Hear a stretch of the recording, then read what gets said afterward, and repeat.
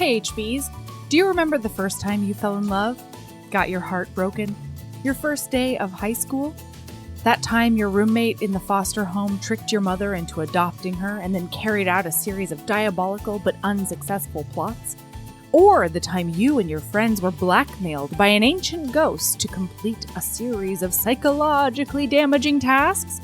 Or maybe you and your fellow high schoolers had to battle alien slugs that took over people's minds with stimulants? If you answered yes to the last three, you're a character in one of the movies that Susie and Franklin Coda watched on Teen Girl Talk, a podcast about all things teen and young adult from movies, books, TV shows, and more. And if you answered yes to the first three, then you're exactly the person that would want to give them a listen. The Coda siblings are on a mission to cover as much teen media as they can, all while telling stories from their awkward teen years, getting way too attached to several villains, telling jokes, and sometimes having a little cry. They really sound like our soul sisters. They can be found on all your favorite podcasting apps every Wednesday. Too old to be teens? Too funny not to listen to.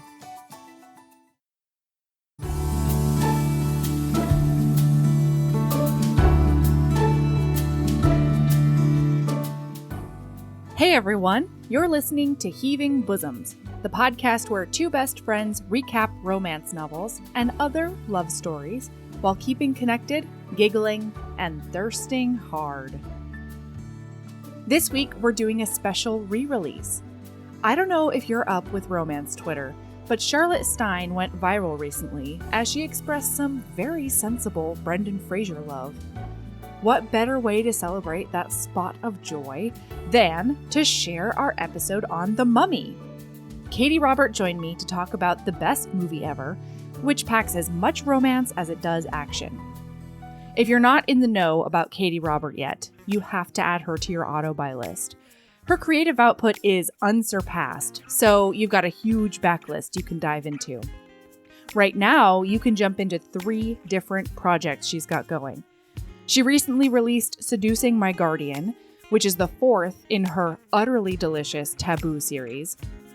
Her new Sabine Valley series recently released with book 2, with a ménage called Broderick.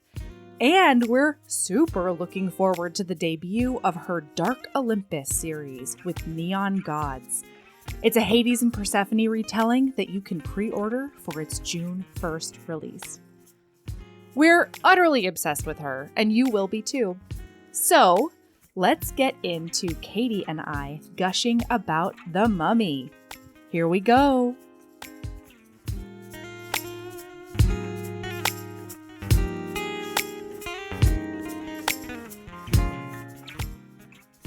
Hi, Katie. Oh my God, this is a dream come true. Hi. I'm so excited to be here. Yay. How are you these days? You know, These doing pretty times. Good. Yeah? I bought some noise-canceling headphones, and I feel like 10% more in control of my world, so it's going good. That's really, really nice. Yeah, I saw your calls on social media for that, and I was like, I have nothing to add to this conversation. Oh, no. Yeah, my husband is, like, building shelves in our garage to keep himself occupied, and I'm like, oh, no, this will not work. I need something. Oh, God. Yeah. Absolutely. I need to be in my own little world while I work. Yes, exactly. Because you work constantly. I sort of don't understand the amount of output you are capable of. It's actually kind of funny. I don't, like, hour-wise, I don't actually work all that much, but since having my youngest, he's 4.5, almost 5. Yeah. And so I've learned to, like, compress time into, like, 15-minute writing sprints. So it adds up to, like, 2.5, maybe 3 hours of writing a day, give or take. Wow, okay. But it's just in fits and starts always. That's incredible. Because, like, I feel like anytime I try to start a project these days, like, once my brain gets into it, I gotta go again. And I'm like, oh, that's neat. That's fun. Yeah, it's desperate times, desperate measures kind of thing. He didn't sleep very much the first, like, 13 months. So, and I still had contracts and like, I don't know. I have whole books that I wrote that I like have no memory of. So so now he starts kindergarten, not next fall, but so we have like a year left. And I'm like, I don't know what I'm going to do with all that time. Like, oh my God. That's really exciting though. Oh, it so is. I'm so ready. But now no one's in school, so we're making do. Oh, I know. We're all just like on top of each other like sardines in this social distancing situation. Yeah. My older two are 14 and will be 13 on 4th. So they can kind of occupy themselves to some degree. So it's not as bad as it could be by any means. Yeah. Absolutely. Well, we've got some questions probably for the Patreon only session just about your process and how you're able to do everything that you do, because again, your level of productivity, I feel like you have more hours in your day than I do. But yeah, it's neat that you can fit it into like 15-minute sprints. That's really, really cool. Yeah, and you can get right back into the story. Yeah, well, yeah, I have playlists, and so the playlists really help like get my mind like where it needs to be. But writing is like one of my self-care things, so it's like must do it or I start going a little frayed around the edges. Oh, that's awesome. That's awesome that you've managed to turn like a self-care thing into a business, that you don't hate still. Yeah. I mean, ask me on any given day and the answer might be a little differently, but yeah. That's true. Well, what do you have coming up? I know that you pushed up the date for The Beast, right? Yes, because I'm really excited. I was thinking about doing it anyways, but then my husband's work has been declared unessential, so I'm like, we'll just do some maneuvering. So yes, The Beast, which is Gaten, The Beast, and Isabel, will be out April 13th. And it's like, that book. I was like sweating writing it. It's so hot. Oh my gosh. Seriously, listener, like I don't know. She melted my heart, and then she melted my brain, and then my pants melted, and I don't know how it happened. Yes, I do. Those three. Oh my gosh. They just don't communicate that well unless someone's naked. It's just how it works. I support them in all of their endeavors, frankly. It was. Oh, go ahead.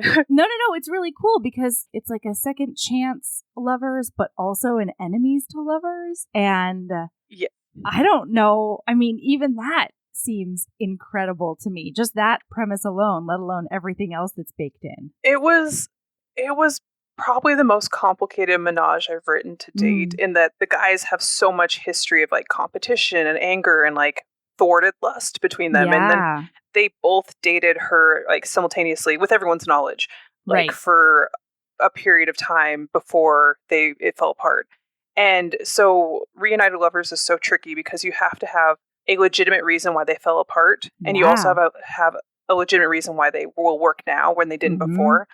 And for these guys, they just put her on a pedestal because she was the princess, and they wanted they weren't honest about what they really wanted, and she wasn't super honest either, and so it just like was awful. And so now they're being very honest. Yeah, it's really, really nice. And Isabel's arc is really cool because of her place in her family and also the way that these men treated her. It almost seems like she didn't have the space to be honest at first. Like, not only did she not have the tools to be honest about what she wanted romantically or sexually or whatever else, but she also didn't quite have the space because she was having to perform this pedestal as much as they were putting her on it. Oh, yeah, definitely. And it's really, really good when they just rip her down off of it. It is, and there's so much anger, and they like kind of use her between them, like to like communicate essentially of like 'cause she's got a humiliation kink, which is just delicious, and it's really interesting how she sort of facilitates them bonding, but ultimately it's Gaten and her that really have the most ground to cover because he is like, a little crunchy on the outside, but he is such a cinnamon roll on the inside. He's and she such broke a sweetie. He just wanted to take care of her, except he wasn't honest. And so, so he has the most her, because he actually proposed and she said no. And so he has the most ground and like forgiveness and trust to recover between the two of them ultimately. Because Beast is like, and we're all going to be together. It's going to be great. Oh man, maybe I won't tell you that this is what I want. Yeah. Beast he has a plan, and he's like, this is how it's going to work. These bitches don't know it yet, but I am going to make it happen. Oh, it's so good. You're mine, and you know what? Just it'll happen. Ooh, yeah. So don't sit on this one, you guys. You gotta treat yourself to the Beast. This is April 13th. Yes, and it should go without saying, but the sword cross guarantee between the dudes that there is much action. Yeah, and all of those scenes are just palpably hot. Like. And like the one that surprised me the most was I did not plan for Aurora, because she's like one of the reoccurring characters through this series, and her book will be the last book. And I didn't expect the growth that she had, and also that she's become kind of a little bratty, submissive, and like Mrs. Steal Your Girl. Like, it's so good. Yeah, one of my favorite things about the way that you talk about your process and the way that you talk about writing is like, it almost seems like so much of this is a surprise even to you, even though you're the one crafting the story. How does that work? I'm a pantser of sorts in that I usually have some sort of like, I go in with like a trope and I have some basic character work that I do. And so I know approximately what is going on, but it's almost like my subconscious is so much smarter than I am, because things play out and it surprises me. And it's like, oh my God, like this scene towards the end with where Aurora takes place, I had no plans for that. And it just sort of, and they like had her changing, and Aurora sort of like got a little saucy, and I was like, oh, that's going to happen. And then it's one of my favorites, like in this whole series now. So it's, I just kind of lay the groundwork and see what happens, and it just sort of flows. And I don't know, it's as close to magic as I can get in like our world, I think. No, I think that you're just a magic doer. Let's not sell Katie Roberts short here, shall we? Well, I've had a lot of practice at this point. Yeah, I suppose. Well, and then you have other series that you're working on too, right? There's an Olympus series that you just... Yes, I'm actually almost done with it's a Hades and Persephone, not to be confused with Hades from the Wicked Villain series, different Hades. They do happen in the same world, but different people. And so it's the start of a new series that will happen in like Olympus, essentially, that covers some of the reimagined myths, because I am definitely playing fast and loose with certain elements, because most Greek myths end tragically. So justice for, Cassandra kind of thing. So the first one will be Hades and Persephone, and then Psyche and Eros. Yeah. And then the third one will be Helen and Achilles, because Paris is a punk bitch and I hate him. I support that. I super support that. I'm going to die mad that Hector died for him, and I hate Paris. So yes. Yeah, so same. Hector was so noble and good and, hot. Yeah. Eric Bana forever. Yeah.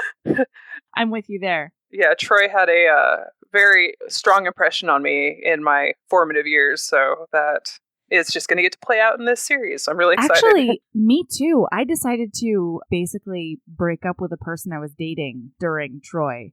But, like, here's my thing. Don't take me to see a movie in which Brad Pitt is all oiled up and stuff, and, like, perfection. And then, like, be needy and gross. Like, just don't set yourself up for that kind of parallel. Don't do it. That's so funny. I actually met my ex-husband at Troy. Like, whoa. Yeah. He had really nice biceps, and, like, I think he was drunk, and we, like, I don't know, I was 17, so I was like, oh my gosh. There you go. But yeah, but I all that aside, I love that movie quite a lot. Yeah, absolutely. The amount of flesh in that movie is just fantastic. I feel like they really knew their audience. Well, actually, can I say, I saw the movie we're going to talk about today in a formative time in my life too. But the differences that I experienced watching it last night to my memory of it, like, I think that you and a couple of other dirty birds have had a much bigger impact on my psyche than I have given you credit for, frankly. because I watched this movie and I was like, oh, fuck, you guys, the mummy is so hot. See, no. I didn't, like, I saw it when it came out, so I was like junior high-ish, like 14 maybe, and it didn't have the impact on me that it did like later, but even watching it again, like I watched it I think last week, and I was just like, Brandon Fraser just gets better every time I see this movie. He's such a gift, like in his tight pants, and and the mummy's super hot, and everybody's hot and really good at their jobs, and absolutely. Well, because see, that's the thing. Nothing about that changed. I mean, he was the heartthrob from the beginning for me. There was no complication back in the day. It was just... Like, I always enjoyed Imhotep just because he did it for love. And if you do it for love, I can forgive literally anything pretty much. So but I did have an interesting like reaction to him kissing Evie instead, because I'm like, no, she's not your girlfriend. She's just your human sacrifice. Stop it. Wait, this time or when you first saw it? Just this time, for whatever reason. Interesting. Yeah. Meanwhile, I was standing there chanting, kiss, kiss, kiss, kiss. I don't know what happened. That's always been my reaction up to date, so I don't know what shifted, but I don't know. Oh, interesting. The movie contains legions. It does. Well, should we get into it? Sure, yeah. All right, cool. Okay, so Katie chose this movie. And why did you choose it? Let's tell the listener. So I chose The Mummy because when you said romantic movie, it is like the epitome of like one of the best romantic relationships that I love in fiction. Like they're both super hot. He's super into her. She's super into him. I mean, we're only doing the second movie, but in the we're doing the first movie, but in the second movie, they're still like madly in love. And it's just like that. I just love them so much. And so, yes, there's mummies and murder and like whatever, and the romantic relationship between Imhotep and Anck-su-namun is also superior in every way because they, came back from death to be together. So, hell yeah. Yeah, it's really, really good. Yeah. I told my partner Michael that we were gonna be doing this and I needed to watch the movie and stuff. And he goes, "Why are you doing The Mummy?" And I was like, "Because it's a super amazing romance." And he was like, No, it's not. It is an action movie. And I was like, "You sweet, sweet summer child. How dare you? Don't." They literally ride off into the sunset together at the end. Like. Absolutely. I was like, don't let the flash and bang and intrigue take away from the good stuff. Just go away. Don't be ridiculous. What it follows all the romantic beats, like pretty religiously. Like it is, yes, shock and bang, but romance, kissing. Yeah, so good. Okay, so it starts off. We are in ancient Egypt in the city of Thebes. And Pharaoh's girlfriend? Is Pharaoh married to somebody else? I don't know how this works. Do you know? She's not his wife. She's property of some sort, whether literally or otherwise, yeah. Yeah, so her name is Anck-su-namun, and she is hot. Very. And the Pharaoh pulls like a Night King move, and he paints her all up so that he knows when other people touch her. Yes. And I didn't even make that connection why I love that so much in that book, but that makes sense now. That's it. Yeah. He resands all over her. Okay, so Anck-su-namun and his High Priest of Death, ? What a title, are in very taboo love. And it's a secret. But not a very good secret. They're not doing a good job of like, he just sort of strides into a room like, "Hey, what's up, girl?" Like, thank you. Not to mention they've got like 30 eunuchs in their fuck room. What are you guys doing?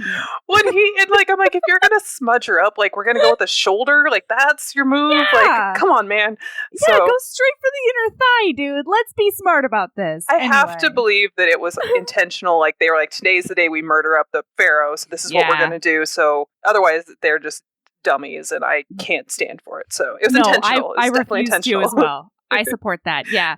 So the pharaoh catches them together. She tries to cuddle up to this a statue of a cat to be like, I'm just here being myself. It's totally cool. But also does it with the arm that's not marred. Like, it was definitely intentional. She was hiding that knife somewhere.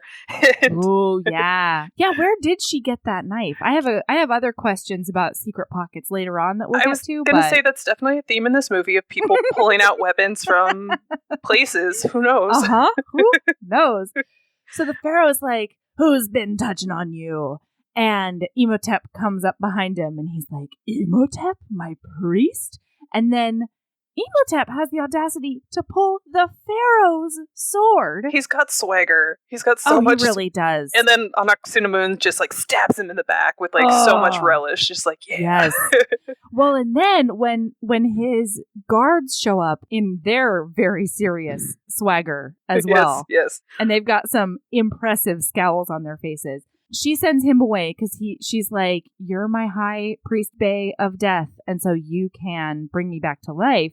So you need to fuck off right now. And she doesn't even hesitate. Like, no doubt. She's like, I know you're going to bring me back. Like, I trust you. Do the thing. Oh, they really, truly are a power couple. Yeah. And so then she turns around to the guards, and feminist icon that she is, she says, my body is no longer his temple. And then she takes herself out with her own sword. Yep.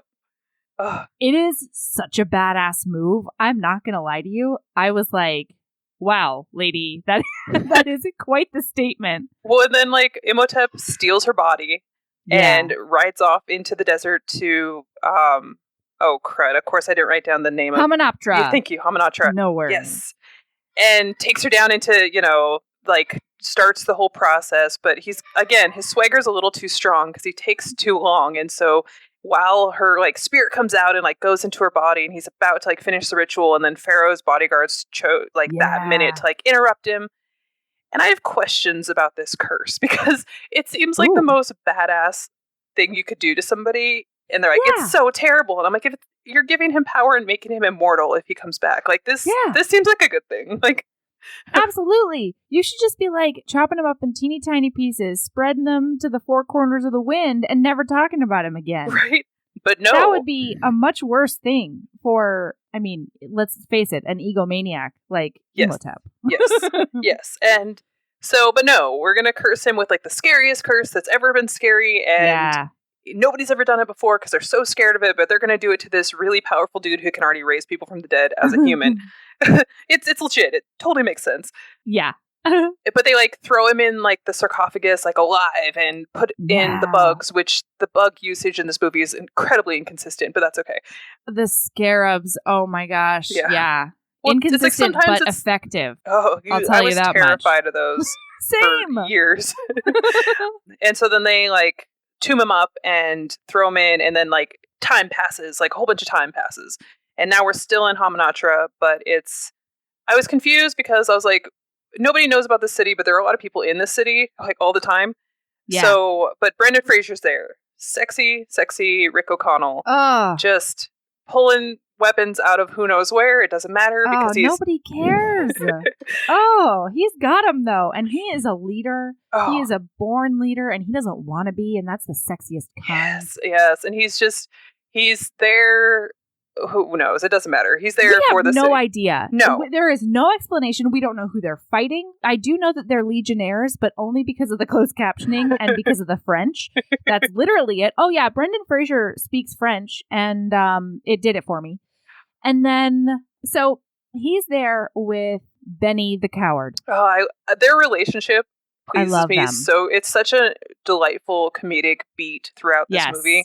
Because Benny is such a coward and is always running away, and Brendan Fraser is even constantly trying to save him from himself, even as he's like throwing him out of things. He is. Yeah, he's a really nice foil to Brendan Fraser because it shows you, as much as the Brendan Fraser character can be a bit of an ass. Yeah, Benny allows him to show how noble and caring he is, even to the worst of us. Yes. Well, and they're like running because the lines break, and so Benny runs into the pyramid or whatever. Yeah. It's not a pyramid, but like through the door. And Brendan Fraser's like running, like, hold the door. And Benny's like, no, don't think so. And so then Brendan Fraser's running through like the ruins and action, bam, pulling guns, bam. guns, bang, bang, bang, throwing guns, pulling more guns. Somersault. Yeah.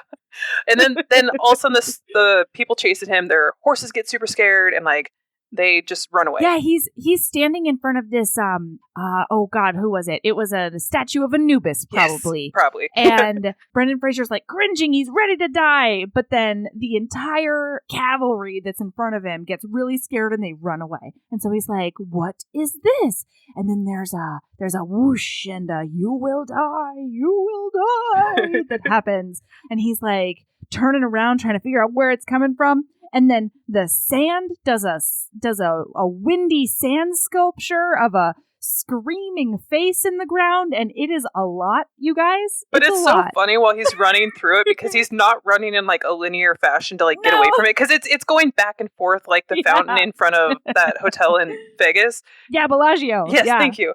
And so, but it's not like he could just literally walk 6 feet and be out of it, but no, he's running back and forth as the sand like comes at him, and then it was so great. So then he's running away from Hamunaptra because everybody is. He's on foot because everybody fucked off. Apparently all his people are dead, it seems like. Yeah, and the Magi, these... Sexy Magi. Oh, God, these such a sexiness. Face tattoos, I'm into it. I didn't know I was into it, but I am. I think this is why I'm into face tattoos. I mean... I think this movie is it. Yes. So they're like up on this cliff somewhere because there are cliffs in this desert. And they're like, should we go kill him? And the leader of the Magi, his name is Ardeth, I think. And he's like, no, the desert will kill him. Spoiler alert, it doesn't. It doesn't, you guys. He's too sexy to be killed by the desert. The desert's not going to do that to us. No. So, also, did you clock the swanky face coverings that were on their horses? Yes. Oh my gosh. It's like almost like a salsa dancer's skirt all over their faces, and I liked it. I know. I'm like, I'm super into everything like connected to the Magi. Like, I'm all about it. Yeah, they're descendants from Pharaoh's bodyguards. They are. Mark?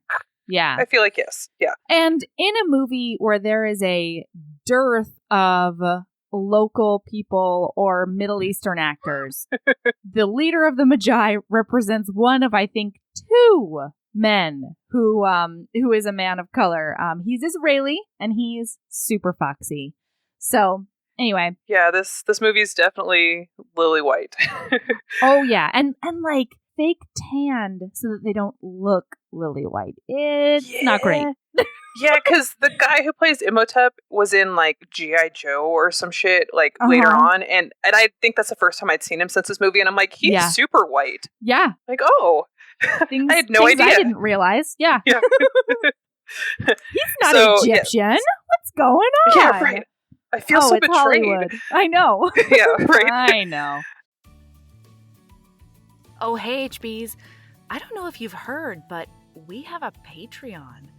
For as little as $5 a month, you get over 150 bonus episodes, most of which include Aaron, videos of regular episodes, author hangouts, and so much more. Do you want to hear Aaron and I recap every single episode of Crash Landing on You? What about a little film called Psycho Stripper? Do you want more recaps of ridiculous Thanksgiving and other holiday books and movies? And how do you feel about Naima Simone and I recapping amazing reality TV? All of that and more is on the Patreon. There's so much content at your fingertips as soon as you sign up. Seriously, hours and hours. Anyway, it's patreon.com/Heaving Bosoms Podcast if you want to check it out. And of course, that link is in the show notes. Keep being a badass.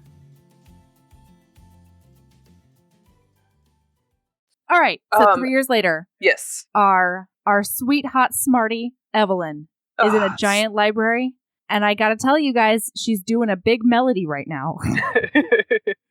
Michael tells me that my basic motto in life is, what could go wrong? And she's up on this like 20-foot ladder against a giant bookshelf. She's in the S's, and there's a book that is a T, And she's adorable about it. She's like, oh, what are you doing here, book? I'm going to put you back where you belong. Adjust my glasses while I do. Oh, God, she's so cute. She is. So instead of climbing down and moving the ladder like a sane person, she pulls a big melody and she tries to lean from one shelf to another. And chaos ensues. She almost recovers. Like, she almost has it down. Her. And she's like, fine, I'm fine. You could see her being like, it's okay, it'll be fine. And she's just like, help me, all quiet. And then she loses her balance and tips over the bookshelf. And of course, they're in a circle. So like all the bookshelves come down, like every single one of them. Big domino effect. Big mess. Yeah. And then she defends herself in a really great way. And I feel like you want to talk about this. Are my instincts correct? Yes. Her boss comes out and he's just like, oh my God, like the plagues of Egypt, like listing like several of them, and like they were all nothing compared to you, and why do I put up with you? And she's like, excuse me, like let me list my qualifications. That's right. And it's just like she like has no hesitance. She's like, I'm super qualified. I'm more qualified than most of these people. And like she like speaks Egyptian and like translates a bunch of stuff and like has all these studies that she's done and is very, very book smart. And then he, of course, being like that dude, comes back with like, I put up with you because your parents like donated money or whatever. Like, right. We're big deals, very big deals. And so then he, puts her down, is like, pick up everything. Don't care how long it takes, like whatever. And she immediately gets distracted by a sound and like wanders into this like wait.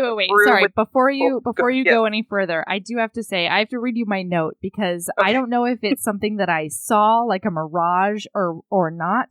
But my note is what she says is something like, because I can read and write ancient Egyptian and I'm worth my weight in gold and I have a sneaky hot tattoo behind my ear.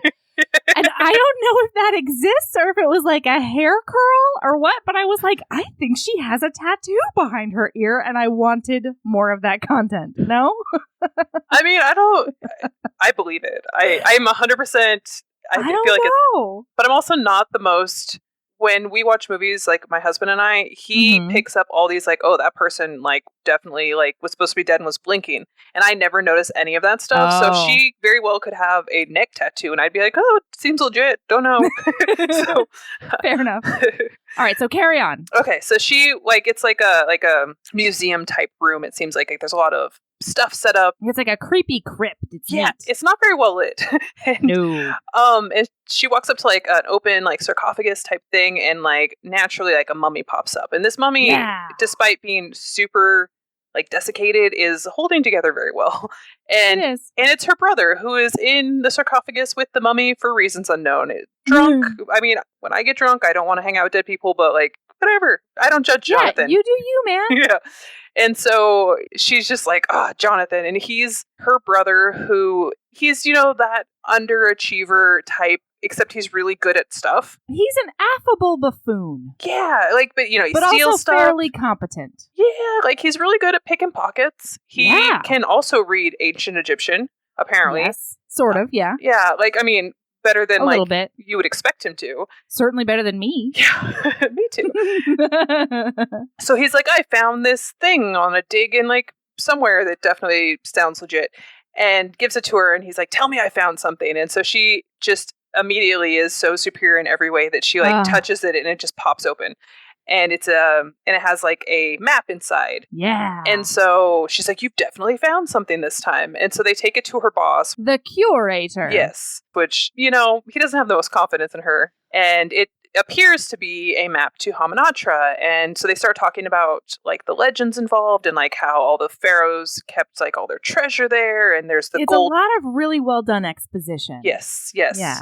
And back and forth, because Jonathan, her brother, knows his treasure. So yeah, he does. He's a treasure hound. Oh, he is. But I love him so much. And while they're, getting all excited and like super into it, the curator's reading it, and oops, it's on fire. Yeah. At first, he's like, "Okay, guys, this is probably nothing. Like, nowhere. I don't know. I gotta hold it up to this flame in order to read it better." Oopsie very doopsie. Slowly, and just oops.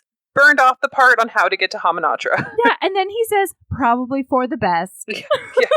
Oh, okay, dude. Yeah, he's so just like, meh, it's fine. Go away. Yeah.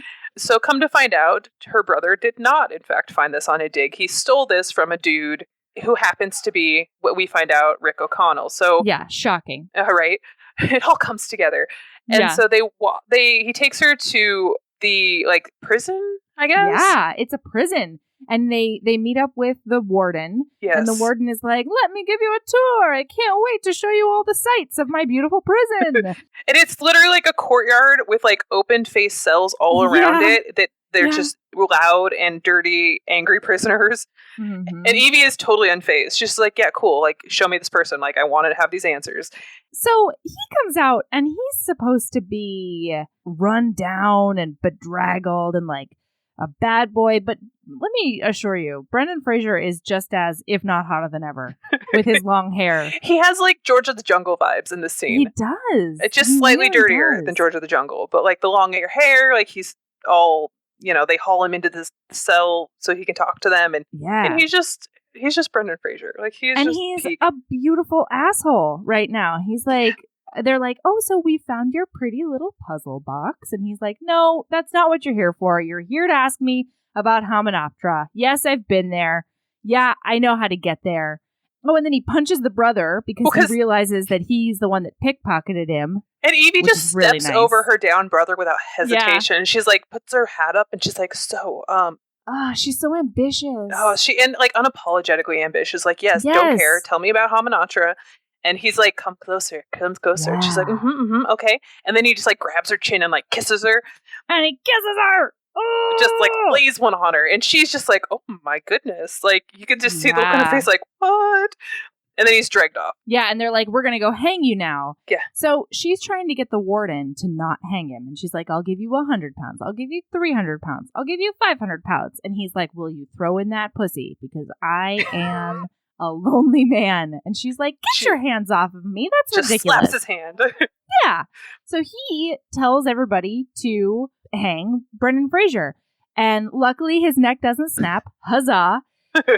And so by the time Brendan Fraser's like close to dead, she has told the warden that not only do they know where Hymenoptera is, but they'll cut him in for a negotiated amount, which is adorable because she is so like cool under pressure right now. Like he's choking to death and she's like, no, you can't have that much %. You can have less. Yeah. Like yeah. Oh, it's so good.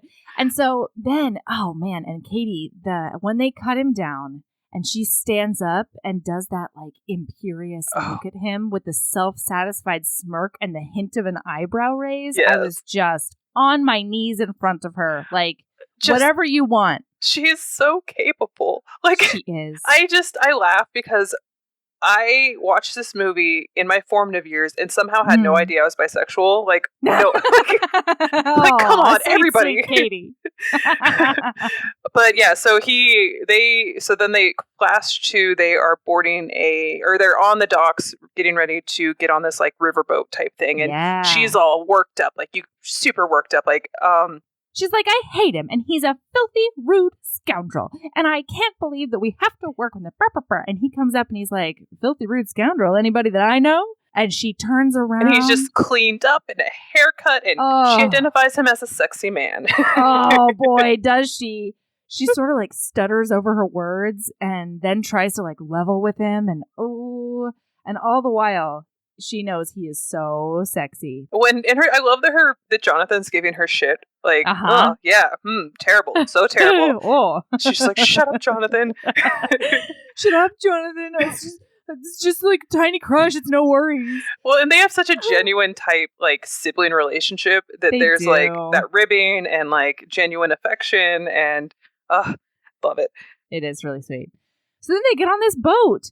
And the prison guard is there. The warden. I said prison guard, but he is the warden. Oh, and also he's the other man of color. He's Persian. So really glad and he actually speaks Arabic, which is, nice. Even if he is like the worst. Like, oh, but he's so funny. He's also a really funny comedian in real life. But yeah. Anyway, so they get on the boat and we see that the Magi are stalking the boat. And so we come across this gaggle of American cowboys. Who are the most American. Oh, yeah. Like, oh, yeah. Just the most, throughout this movie, the most American. Like, just, like.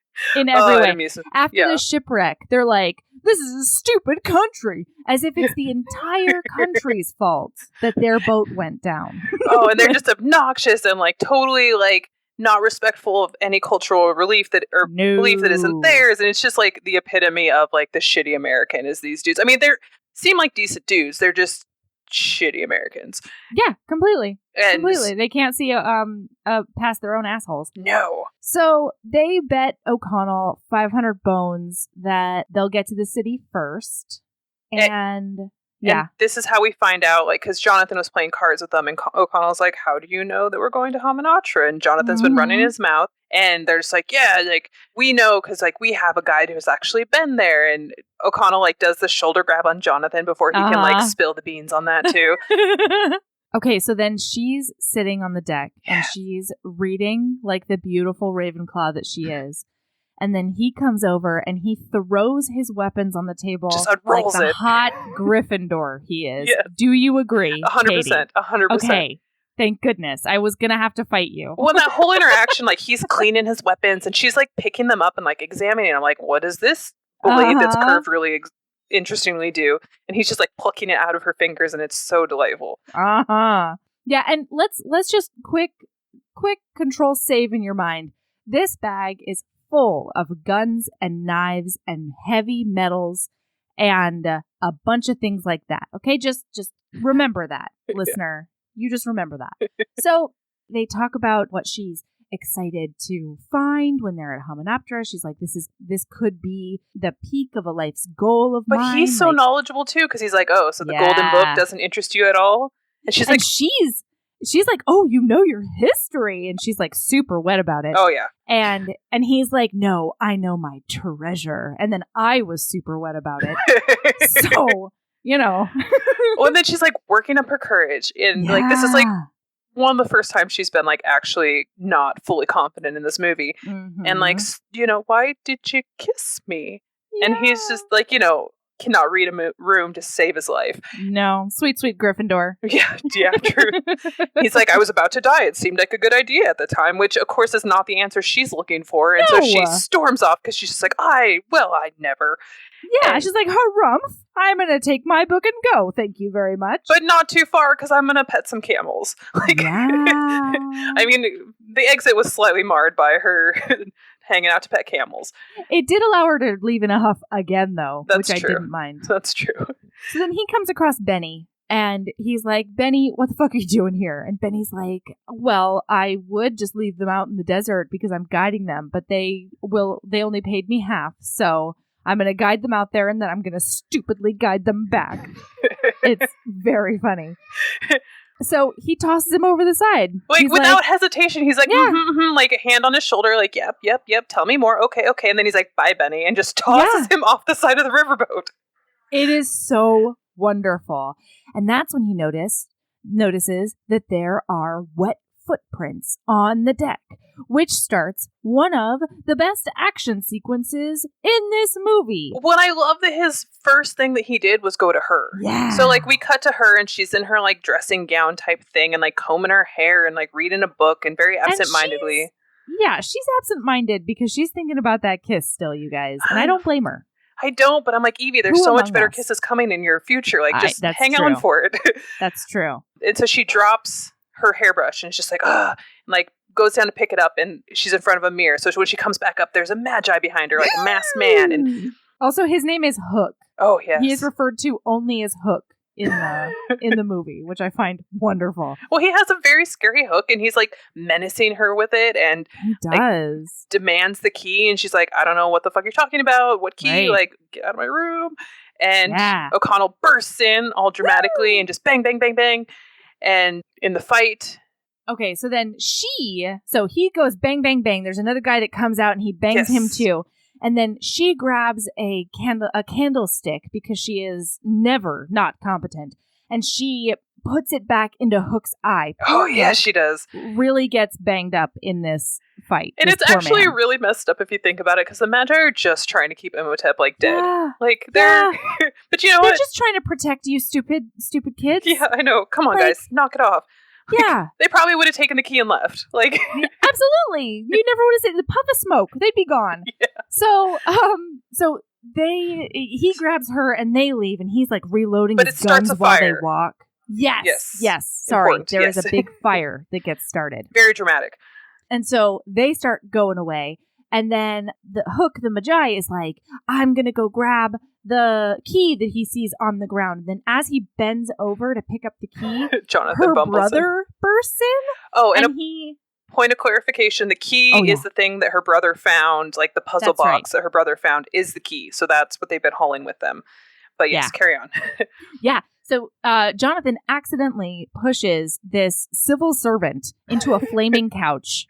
Oops. And so he's now on fire, but I don't think Jonathan even like notices. He's just like, oh, I got the key. Woo. Well, he doesn't get the key though. Because Hook hooks the key, and then Jonathan leaves because he's a smart coward. And so he leaves, and then it cuts to somebody else. They're like setting the hay on fire, and then other people are running around. Oh, Brendan Fraser throws her over the side, which I love. She's in her nightgown. Oh, but first he's coming out, and like he's reloading one of his many guns, and the enemies are shooting, and it's like going down the arrow, or not the arrow, the wall thing. And she's watching it go, and like jerks him to the side, and like a bullet hits right where his head would have been, and he just kind of goes, ooh. Like, I love it. They save each other so much. Yeah, they're so wonderful. So then he tosses her over the side, and he's like, you need to swim to shore. And he does make sure she can swim before he does. He does check in. He does. He's ever the gentleman. And so then the Americans are like, shoot him up, bang, bang, a bunch of people. He has to fight off another Magi, and then the warden is like, what do I do? And he's like, stay here. I'm going to go get help. He's such an asshole. Like, he is. Just stay on this burning boat. It'll be fine. And then he just jumps off. Okay, and this is the shot that I needed you to remember, listener, because remember that 65-pound bag full of weapons and medals? It floats. Magically, it just floats. You know, I liked it. Physics don't necessarily. I didn't mind it. I thought it was fine. But I did find it hilarious. So the warden gets over the side, and then only the Americans and Jonathan are still on the boat. And the flaming Hook comes out. He's survived so long while on fire. He really, really has. You'd think that the smoke inhalation would have gotten him already, but he's too much of a badass. He's just trying to do his duty. He is this poor public servant.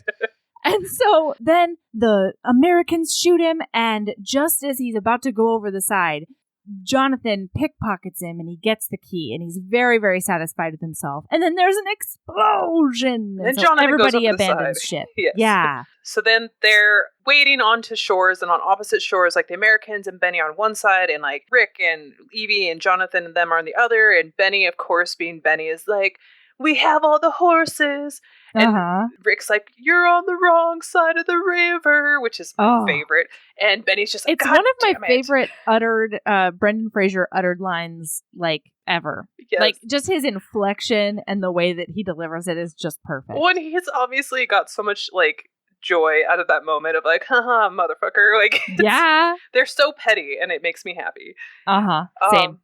So then they have to go to a mercantile to get some trusty steeds, and she also has no clothes. She's running around. Oh, how does she get on to that riverbank without full nipple action? You know, happening? I wondered about that. In her tiny, gauzy... It should have been full body action, because it's like white. But nope, that stuff is made of very stern, very thick wool. Yeah. Apparently. That wool you wear in the desert. Definitely. It was just, no, you know what? It was a personal slight to me. That's what that was. I was thinking about that as she climbed out of the river, like soaking wet. I'm like, here we go. And it's like, no, we do not go. Gosh, darn it. Okay, so then they buy some camels, and she gets some local clothes.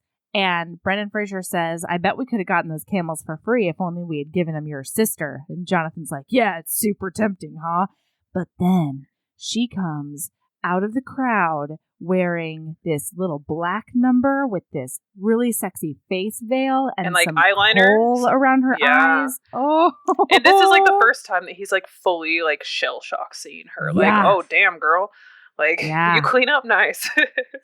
He sees her as a different being. She was cute beforehand, but now she is a veritable sex object. When he goes a little like stupid, he goes gooey. He does, because he just like doesn't know what to do with his hands, and like he just oh my god, like love it. So it's really nice. Yeah. So then there's this really pretty camel riding montage. Everybody falls asleep on their camels except for super competent Brendan Fraser, Rick. And the Magi are watching ominously because they are always watching. Which, again, if they are such awesome public servants and like they were willing to like sneak on a riverboat and like do their duty, like why not pick out these 4 lonesome people that they could probably dispatch rather quickly, even with Rick easily, like super easily, yeah. But no, they just let them do the thing. They decide to wait now, I guess.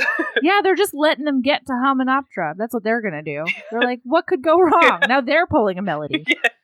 Okay. Oh, and it also gives the head Magi the opportunity to say, "This one is strong," and I didn't hate it. No. So now the 2 groups meet up somehow, and they're both waiting for some kind of sign. I have a question for you real quick, because Benny says to O'Connell, he's like, "Hey, Rick, nice camel."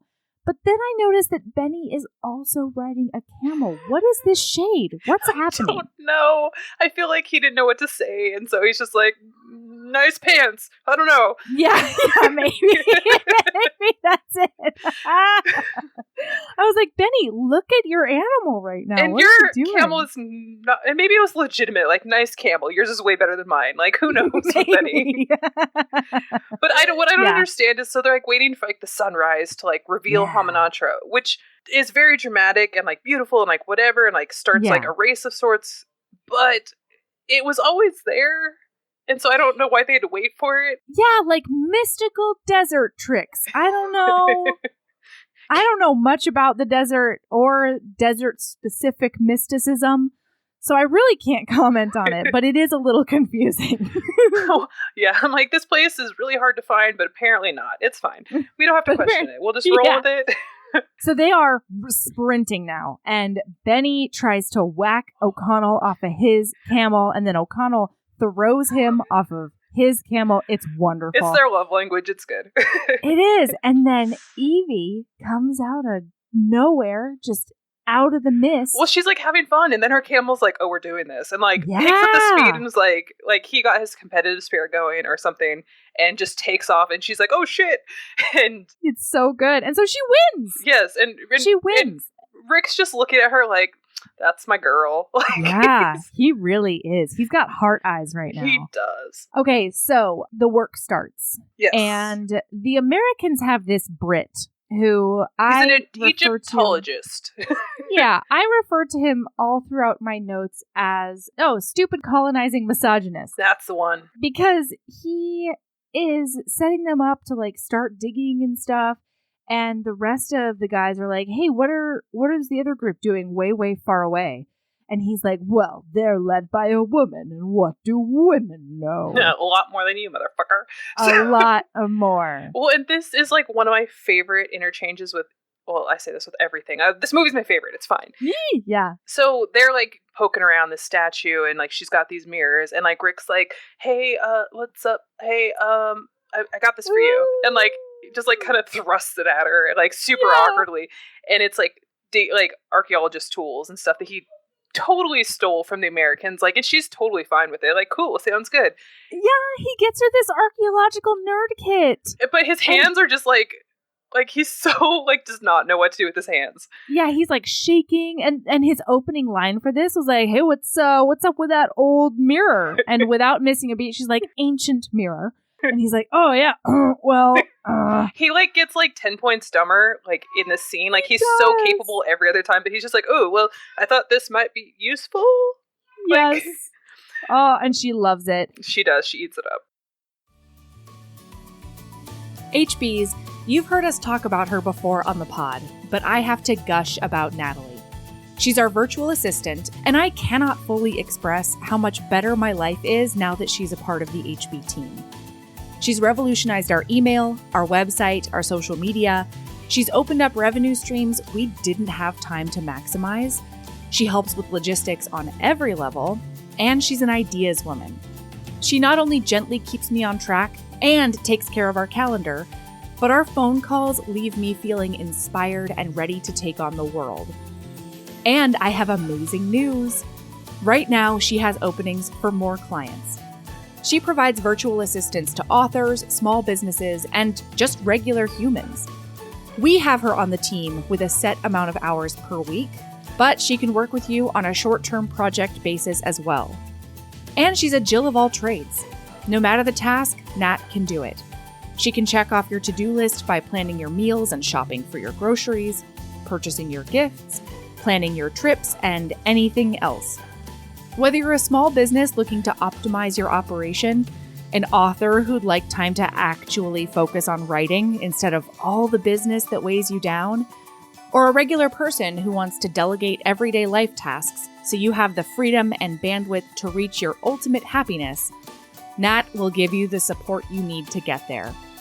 Head to www.justasknat.co or email nathelpsyou@gmail.com. And follow her on Twitter and Instagram @JustAskNat. I'm going to include all of these links in the show notes. You will love working with her. And so then they belay down into a pit of some sort because they are at the base of Anubis or Ra. It doesn't matter. It's Anubis because they end up down even below Anubis, like as time goes on. Yeah. So the warden Gad is like, make sure to look out for bugs. I don't like bugs. And my note is, oh God, foreshadowing. Well, they're immediately teasing him about bugs. Like, immediately. Yeah. They don't even hesitate. Yeah, I mean, and that's the correct response. Because they hear like a skitter. And, yeah. So then they go through this mummification prep room. And then they meet up at the base of Anubis with the other stupid crew. And guns. Many guns. They immediately pull guns. Yeah. And Evie, then, as the boys are bickering, like boys will, she decides to be the smart person in the room, and she realizes that there's a chamber underneath even that. And since what they're going for is going to be in the base of the statue, her whole thing is, we don't have to fight with these idiots over it. We can just go from beneath. And Rick immediately follows her lead. Okay, sounds good. Like, doesn't hesitate, does not question. This is one of the sexiest moments because he goes from, I'm going to defend this ground until I die, to just her making meaningful eye contact with him. And he lowers his weapon and he's like, all right, well, I'm listening to my girl over here, so. Yeah, she knows her shit. I'm into it. I follow her lead. She knows more than me. I'm into it.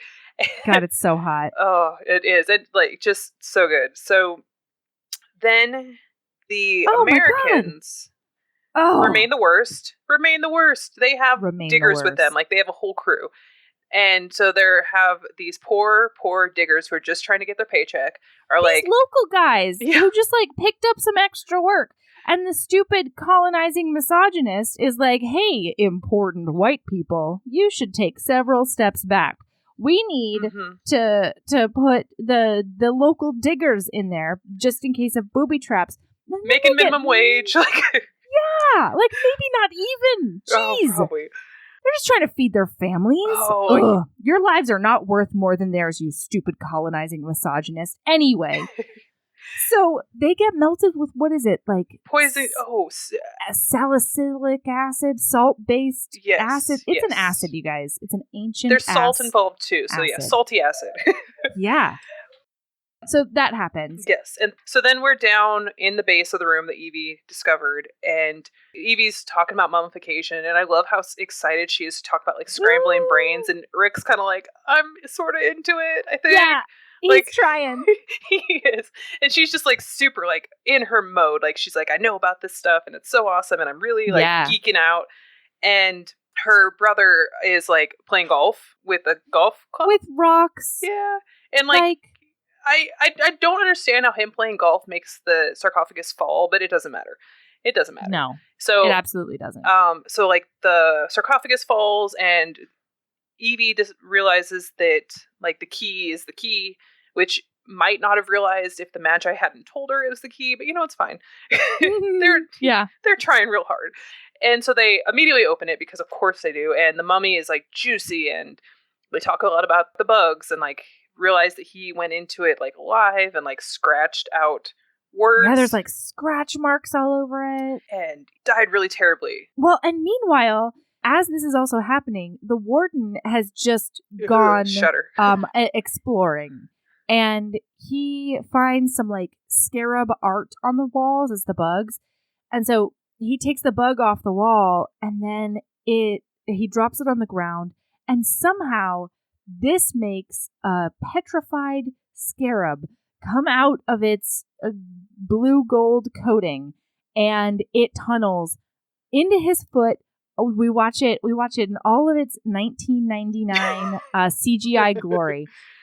Burrow all the way up through his body and into his brain, and then eat him from the inside.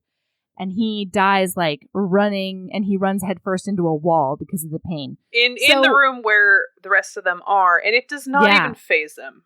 Like, yeah, they're just like, wonder what happened to him. I guess we don't have to split it with him now. Like, we get our cut. Like, and then they immediately pillage his belongings. Like, oh, I didn't notice that. I must have been taking notes at that point. They when they're sitting around the bonfire, or like not the bonfire, but the fire, and Jonathan's going through that bag. That's his bag, and he's like, "Oh, our friend had good taste in like, oh my god, bourbon or whatever." That's right. Oh my god. Don't even hesitate. Now the boys are ruminating on whether or not this place is cursed. Oh wait, but before they're drunk, the Magi attack. Yes. Okay. Yes. And so, well, because they're wondering if it's cursed, and Brendan Fraser's line this whole time is like, there is an evil here. So I don't know why he's like wondering now. And she's like, the supernatural doesn't exist. And then the Magi attack. And then Evie like picks up a shotgun and murders a guy in the face. She does, but then she falls over and just apparently stays falling over through the rest of the fight. But it's okay. She got one guy. She does a tiny collapse, and we don't really know why. Which I didn't even realize till he picks her up at the end of it. And I'm like, oh, that was her the whole time. Like, that's good. Yeah. That's fine.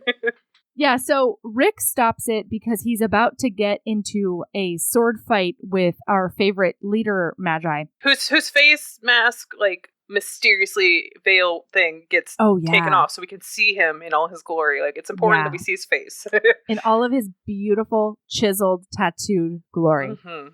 And so Rick lights up a stick of dynamite inexplicably and fights over. The Magi's like, we're done here. Just you need to leave in the next 24 hours or else ?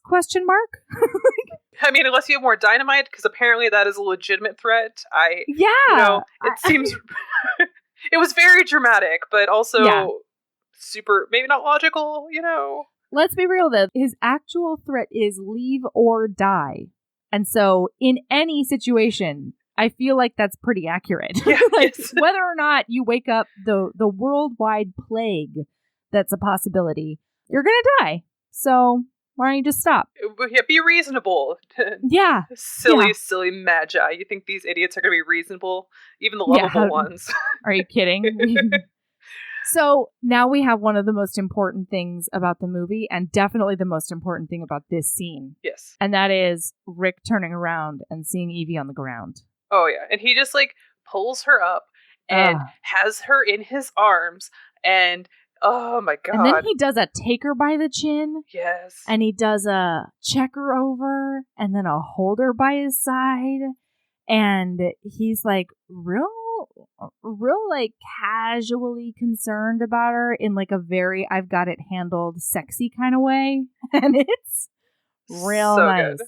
So good. And then Evie gets drunk because what else are you supposed to do after you murder a guy in the face? I mean, Rick was just taking care of her and making sure she's processing her trauma and like feeding her alcohol.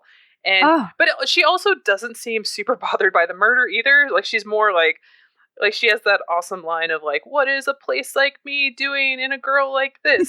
Yeah. And he's like, yeah, something like that. Yep. But they're just super cute. Oh, so her exact line, he's like, I don't understand. I understand your brother. I know that he's an affable buffoon.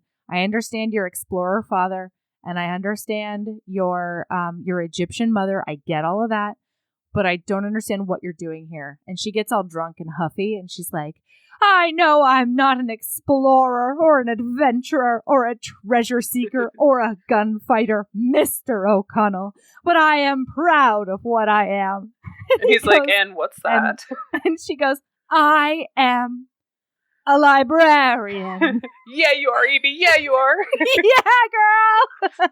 And then she goes, and I'm going to kiss you now, Mr. O'Connell. And he's just like, okay. Like, I'm all alright with call it. me Rick. And then he puckers up. Well, because then she's like leaning in, and then she just passes out drunk in his lap. And he just perfect. Like air kisses, like, mwah. Like, yep. I guess. He's just like, well, this is my luck, but like maybe next time. Well, also O'Connell, like, you're Rick. It's better this way. It's better that you're not making out with a probably blackout drunk Evie. Like, let's just absolutely keep your hero untarnished. Indeed, Katie. Yeah. Hey, HBs. I started an Etsy store. Did you know? Right now, it's full of all the St. Vincent items you need. Because St. Vincent is thoughtful and cozy all year round. We've got a book sleeve to keep your books, planners, e-readers, or really anything else safe when you're on the go. The inside is fuzzy, and they feel so incredibly lush in your hands. I went round and round with the manufacturers to make sure I had just the right thickness. Those feature art of St. Vincent and Evie during their carriage adventure that was painted by the amazing Mayara Faraz on one side, and then I created a St. Vincent Would Always wreath on the other side that has a bunch of little Easter egg items in it. There's a St. Vincent Would Always warm brick enamel pin. It's like, if you know, you know. I designed a special edition Marriage of Convenience candle that is specific to Devil in Winter, with the help of HB Jen at Post Pouring Company. It combines dark amber for St. Vincent and rosewood for Evie, and it smells so delicious. It's hard to even wrap my brain around. So if you want to treat yourself or be the St. Vincent you want to see in the world by getting a care package for a friend, check out our Etsy store. The link is in the show notes. So then the next morning, the Americans get a book out of the base of the statue of Anubis. It is a black book. It is not a gold book. But before the book, the chest, they find the book is in a chest, and the chest if you open this chest, you will be cursed. Like anyone, present when the opening of this chest will like have really terrible things happen to them. It's serious too, because they're like, the creature that gets back from the dead will chew up your insides and suck your juices dry. And it was serious because the whole room went, ooh. Yeah. Yeah, that desert mysticism. Yep. Yes. That happened. So Benny runs away. Yeah, and so Benny's like, I don't do curses. And he runs away. They open it, and it's the Book of the Dead. So then, our crew. The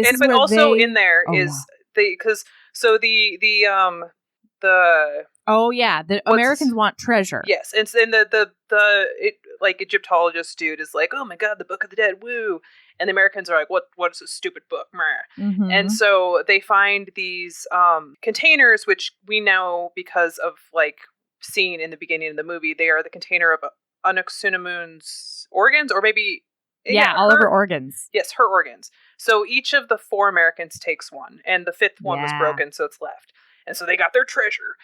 Yeah. So then, our crew is down in the below room, and they open up the sarcophagus, and this is where they find this 3,000-year-old juicy corpse.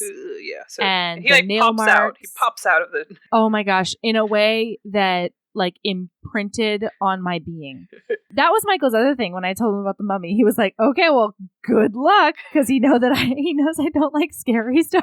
I know when I suggested, I'm like, is it too scary? Because I've seen it so many times that doesn't scare me anymore, but I also can't watch it around my 4-year-old.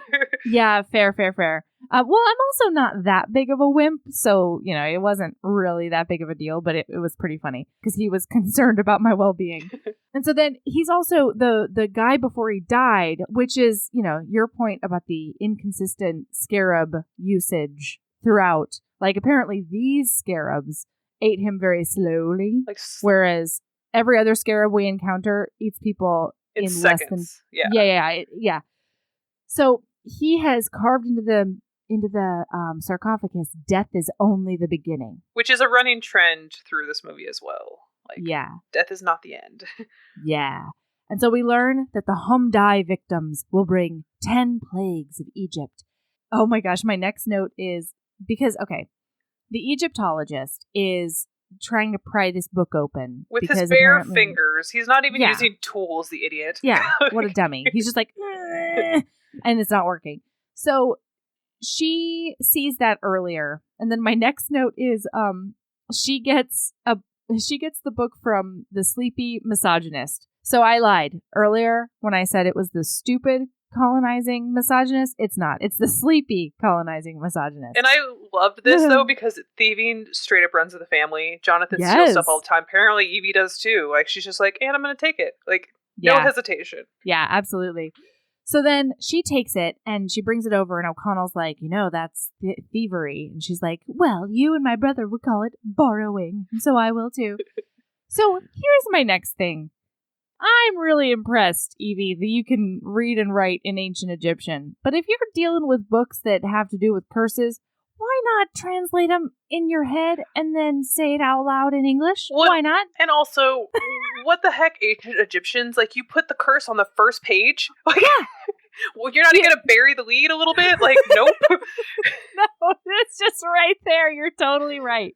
So she reads out and he asks her what it says. He's like, what does it say? And instead of responding in English like a normal person, she reads the ancient Egyptian out loud. Yeah, completely. As if O'Connell is doesn't matter. So right after she finishes the spell that wakes the juicy corpse beneath them. It's like 4 words. Like, it is. All of them are like, there's no like turn around 3 times. There's no like go get this really tough to find ingredient. Nope. There's no draw me a fun picture in the sand. There's nothing. There's just 4 really easy words to say out loud. Not even like a human sacrifice to like throw in for flavor. Nope. Just where's my fun little human sacrifice? Thank you very much. What kind of death wizard are you? Not a good one, apparently. So she wakes up this juicy corpse, and at this moment, the Sleepy Misogynist wakes up and he shouts, "No! You must not read from the book!" And my entire household cackled. It was great. And then there's a wind whip, and this mummy animates downstairs. And screams and immediately. Oh, it gives a big snarl. Yeah. And then, all of a sudden, it looks like there's a big storm a-coming, but no! It's locusts, the first plague of Egypt.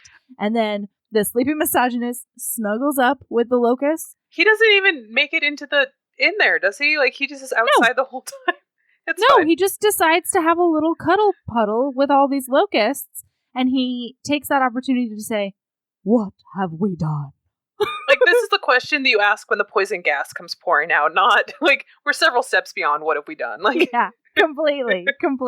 But it drives them all inside. So they're all inside except for him. And, which it's very dark, and it's very scary, and there's a lot of bugs involved. Yeah. And so the American with the glasses falls down and loses them. Immediately. So he can't see anything. And then Benny steps on him. Yeah, because he's Benny. Yes. Yep. And just leaves him to die. And so he's just like, help! Like, he's so like a helpless little babe.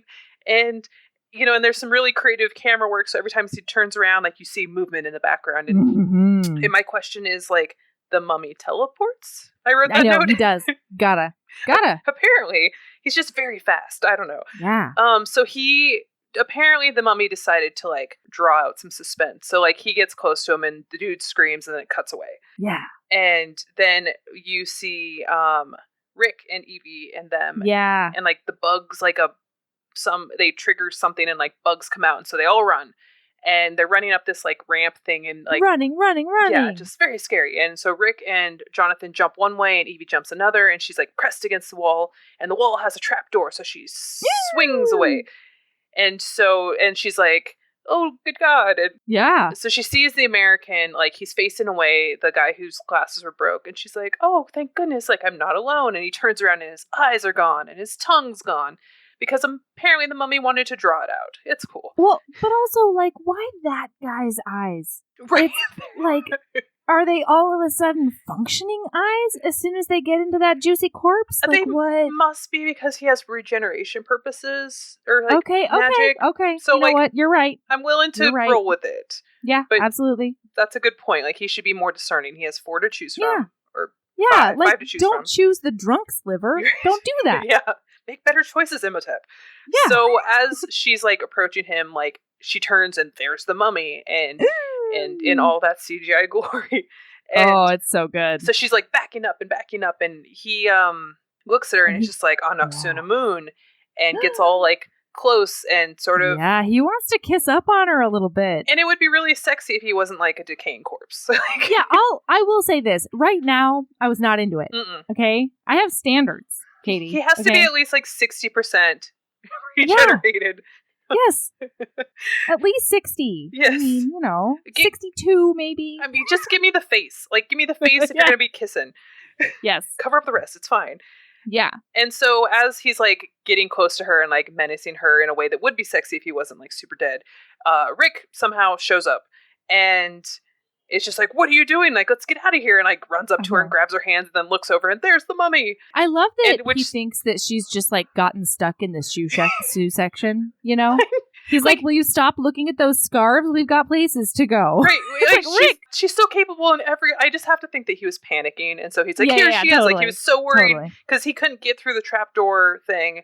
And so apparently he had to find his way to this room another route. Yeah. So like I'll allow it because he's like panicking. Fair. So he shoots the mummy and they go away. And then they have this whole conversation with this group of Magi. And they're like, oh, so you did the thing? You did the thing we asked you not to do? And they're like, nah, but we took care of it. Rick just shot him. And they're like, you stupid white people. That's not how that works. And he's like, no, I got him. Like, he says it like 4 times. Like, I got him. It's fine. Yeah, I got him. I got, that obviously magical being totally took him out with one bullet. It's completely cool. So then the mummy finds Benny. And this honestly is one of my favorite scenes that's ever happened in a movie. I remember it. Like, this is the one scene in the movie that I remembered beat by beat. Because Benny starts taking out all of his religious icons on necklaces and like attempting to pray this mummy away from him. Well, it's such an indication of him because he, instead of worshiping one god, he just like, he plays his odds. So he worships them all, I guess. Absolutely. Or doesn't even worship them. Right. He just pulls them out when they're convenient. Yes. He learns enough of the language to know the important prayer. And then it's just cultural appropriation. Yeah, okay, Benny? Straight up. That's all that is. But it works out in this case, unfortunately. It does. So he pulls out the Star of David and starts speaking Hebrew, and Imhotep is like, oh, you speak the language of the slaves, you're going to be useful. And now this is where my question comes out, because where does he pull that gold from? Is it his decomposed anus, Katie? I mean, I feel like that is where his hand approximate region was. Yes, I think he's got a butt pocket where he kept all of that gold. Where did he keep it, Katie? Where did he get it from? Also, I don't think they were burying him with the gold, like, initially, so he must have picked it up along the way in between, like, reanimating and finding these people. Oh my gosh. Like, priorities, Imhotep. Priorities. Yeah. But I did note that even Benny has some competence porn because he also apparently speaks ancient Egyptian, because he can communicate. He does. Okay, yeah. I was like, were they speaking Hebrew? I don't know these languages, so... But I think they were... Oh, I don't know. I thought no, because I don't think that Evie speaks Hebrew. I think she only speaks ancient Egyptian. Right. So later on in the movie where she corrects him, yeah. Okay, but yeah, he speaks ancient Egyptian like Benny. Way to overachieve for once in your life. Yeah, good job. Good job, Benny. So Benny takes the job. He's like, I see the writing on the wall. I will definitely work for you. Oh, scary mummy. And everyone else escapes as fast as possible. They fuck off. And they go off to Cairo. And then we have the adorable unpacking scene, Katie. And what is she even packing? Like, it's so great because she's throwing stuff in a suitcase and Rick's going behind her and taking it. Oh, wait, sorry. Yes. Other way around. Yes. He's throwing stuff and she's like, no, we're going to save the day. Yeah, and he's like, no, we're not going to save the day. We're going to go home. Like, what are you doing? Or if you, like, why are you saying we? It's not a we. I didn't read from the book. You read from the book. And she's just like, but she's like throwing stuff, or he's throwing stuff willy-nilly, like a stack of books. It's like, oh yeah, like, he doesn't care what she takes. He just cares that she goes. When like I was like, wait a minute, like did they just like leave most of their stuff in Cairo and then venture out? Because there is so much shit in that room. Yeah, I think so. I think because she lives in Cairo permanently, so I think they're just at her apartment. Okay, because I was like, what? I was like, I'm so confused by like this turn of events and like what the suitcase is doing. Like, are we leaving Egypt? What's going on? I don't know. It's fine. It doesn't matter. Rick is about to put her over his shoulder and take her back to America, and it'll be fine. And Evie is not having it. So then Rick gives up and he goes downstairs to have a drink because women. And we encounter, what's his name? Winchester? No. Winston. I did write this one down. Yeah. We encounter Winston, the drunk old Royal Airman. And he always talks about wanting to have gone down with his comrades. And it's very cute. So then Benny. Okay, now we got a scene with Benny and Prince Imhotep. Yes, and the blinded, tongueless dude. Yes, yeah. And I feel like Benny takes a turn in this moment. Because, like, it's one thing to be like, hey, I've got this job that I have to do. But instead, Benny's like, Prince Imhotep thanks you for your hospitality. And he also thanks you for your eyes and your tongue. And the guy's like, no. And it's a big terrorist, don't you think? Yeah, he definitely, like, it's like the only time in the movie where he's truly, like, on that level of, like, what are you doing? Yeah, like, the rest of it, he's just like, sorry, along for the ride, my bad. But this time, he's just like, I have a little power, and I'm hoarding it over you, and better you than me, brah. Like, yeah, it's really true. Oh, it's really true. He definitely enjoyed that too much, though. 100%. Yeah, completely. But I still hate it because I hate, like, helpless people being, like, murdered. I know. And this dude is, like, a helpless little baby, just sitting there, like, no! And just gets murdered up. Yeah, he just gets eaten. He gets straight up eaten. Yeah. So then the waters and booze, which I thought was a leap, they run bloody. Well, maybe they really watered down the booze in there, like that. Oh, maybe. Oh, good take. I like that. That's a hot take right there. And then all of a sudden, there's firestorms. So, but I loved that Jonathan apparently knows his Bible well enough to, like, start quoting scripture about the plagues of Egypt. That's true. Which I meant to go look it up, but I'm like, wait a minute, which plague was it? But then Jonathan quoted it, so it was fine. Yeah. But yeah, meteors, like, just falling from the sky. Mm-hmm. And Rick immediately makes the jump of, like, oh, the mummy's here. And immediately, he's like, I gotta go get Evie! Every time! He immediately runs to her every time, and I love it. Because he's like, oh, she's definitely in trouble. Better go. Yeah. And she is, always. Oh, yeah, because let's review. Imhotep's super hot for Evie as well. Because... Oh, but they don't know that yet. They don't know that yet. Totally. But, well, except for the fact that he called her a Noxuna Moon. I mean, his one true love. Right, but they hadn't met with the Magi. That's when they find out that was his, like, lady love. Yeah, completely. He's running up there and sees Benny, but is too distracted by all the shit going on to, like, question Benny's presence. And so then the mummy, Imhotep, follows them into a room of some sort and then sees a cat and then becomes a sandstorm and fucks off. Just fucks right off. It's crazy. Yeah, like just in usually we say in a puff of smoke, but this is a tornado of sand. Like, it's so crazy. Okay, so now they go to... the curator. Yes. And this is where they get the information. The Magi's there. Surprise! Woo! And they explain the whole thing and, like, oh, like, he must have chosen you as a Noxuna Moon, like, the human sacrifice. And in this, like, scene, I was watching Rick's face in the background, and he's just, like, casually interested. Like, oh, seems legit, yep, okay. Like, he's not shocked or, like, horrified. He's just like, sounds about right. Like, yeah. He's like, just my luck. Great. Yeah. I'm into it. So then they need to get to that Sleepy Colonizing Misogynist because he's going to be the next one. Oh, because they also find out that not only does he want all of the people who opened up the box. Yes. And until he gets that, he's going to be afraid of cats because he's not yet immortal, I don't think. He's not going to be immortal until he gets all of their fleshes. And cats are the guardians of the underworld. Yes. And the Egyptologist not only has all of that sweet, juicy organ meat that the mummy wants, but he has the Book of the Dead as well, which this priest of the dead, of death, needs to resurrect his girlfriend. Now, here's my next question. Wouldn't he have those memorized as high priest of deathdom? You know, I mean, it's not like I don't... Didn't he write that book? Right. Right. Well, this, because they're like, gotta go get, or like there's the eclipse, and then they're like, gotta go get that dude. And the Americans are like, oh, well, nah. And Evie's like, let's go get him. And Rick's like, no, absolutely not. Like, he just throws her over his shoulder while she's still arguing with him and walks her in the room, dumps her on the bed, walks back out, two-handed, shuts the door behind him. Like, such swagger. You guys, he does this traditional Lukov carry that is just masterful. It was nice. Yeah, and so he's like, somebody guard the door. I'm going to go get that Sleepy Colonizing Misogynist. And so he enlists Jonathan, who definitely fights him on it. Evie's like clamoring to go. And Jonathan's like, or I could just stay here. And he's like, Jonathan! I know, he just takes charge. He takes charge really sexy. And it's just like, you two Americans, you stay here and like watch the lady. Nobody gets in. You take care of her. And also like keep a hold on your kidneys. Right. That's all I'm saying. Maybe make some good choices. Shut a window. I don't know. Like, Nope.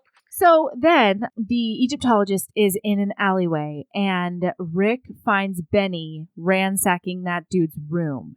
And then there is a scream and we see Imhotep eat the Sleepy Colonizing Misogynist, never to be mentioned again. It's very sad for me. And then he gets the book. And then he belches weaponized flies. Like right at Rick's face. Like he manages to shut the window in time, but it was something. Oh my God. He just like unhinges his jaw and shoots a bunch of flies at Rick. It's crazy. He does that jaw unhinge a lot. Like, yeah, he does. Like a lot. Like even when he's regenerated, I'm kind of into it. I don't know. Same. I'm really glad I'm not the only weirdo who was like, that could be useful. Oh my God. You know what? I'm super okay with it. Like, let's get kinky. I don't know. Okay, so then he eats the next cowboy as sand. He like sandstorms him up. And gets like 75% sexier. Like, most of his face is fine now. Like, you can see that he was a very hot dude. But then he eats, oh God. So then, I think it's like a scarab or a beetle or something. Oh yeah. It climbs through his cheek folds and he chews it right up. Goodbye. Wah. Okay. So then, Evie is sleeping like the angel that she is because she done gave up. All right. She's like, I can conserve my energy because I'm a smart, capable lady and I know what to do.